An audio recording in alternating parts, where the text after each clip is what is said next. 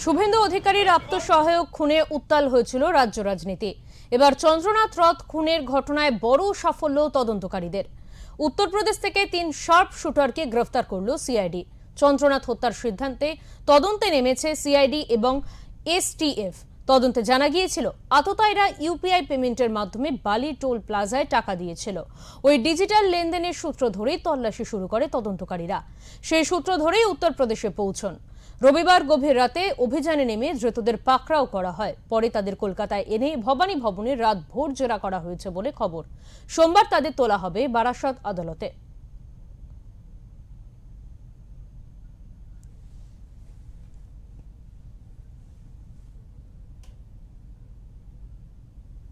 আমরা এই বিষয়ে কথা বলে নেব। আমাদের সঙ্গে রয়েছেন আমাদের প্রতিনিধি সুকান্ত চট্টোপাধ্যায়। সুকান্ত, যে খবর এই মুহূর্তে উঠে আসছে, চন্দ্রনাথ রথ তাকে খুন করা হয়েছিল বেশ কিছুদিন আগে এবং তারপরেই কিন্তু রাজ্য রাজনীতি কার্যত উত্তপ্ত হয়ে উঠেছিল এবং গতকাল রাত্রিবেলা অর্থাৎ রবিবার মাঝরাতে কিন্তু উত্তরপ্রদেশ থেকে 3 জনকে গ্রেফতার করা হয়েছে এই ঘটনায়। কি আপডেট রয়েছে এই বিষয়ে তোমার কাছে, বিস্তারিত জানতে চাইবো।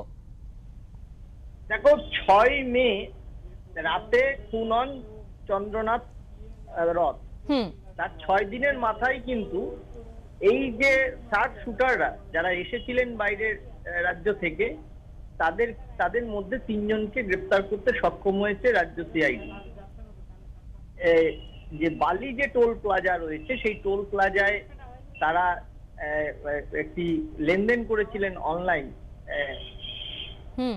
সেই ট্রানজাকশনের সূত্র ধরেই এবং এই যে সেখানে টোল প্লাজায় যে সিসিটিভি ছিল, সেই সিসিটিভি থেকে ফুটেজ সংগ্রহ করে তাদেরকে চিহ্নিত করে এবং সেই গাড়ির সূত্র ধরেই কিন্তু এই 3 জনকে গ্রেফতার করে। এদের মধ্যে যতটুকু আমরা সর্বশেষ তথ্য পেয়েছি, একজন উত্তরপ্রদেশের বাসিন্দা এবং বাকি 2 জন বিহারের বাসিন্দা।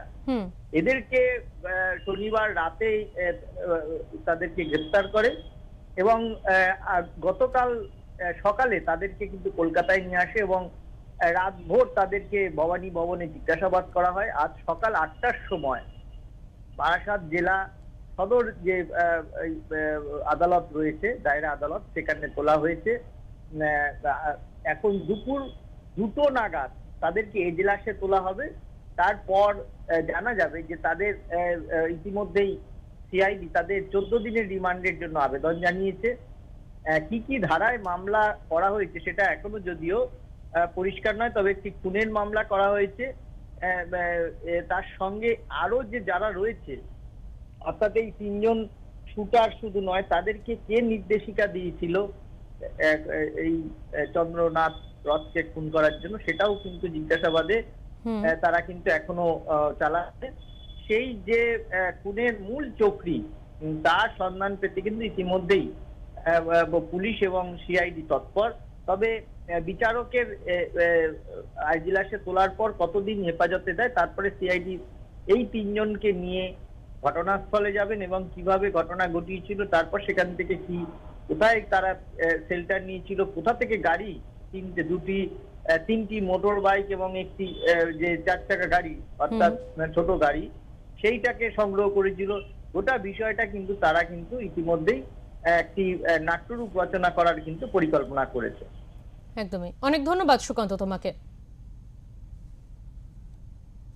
চন্দ্রনাথ খুনে উত্তরপ্রদেশ থেকে গ্রেফতার করা হলো 3 জনকে আজকে আদালতে তোলা হবে। কিছুদিন আগেই 6 দিন আগেই খুন করা হয়েছিল চন্দ্রনাথ রথকে।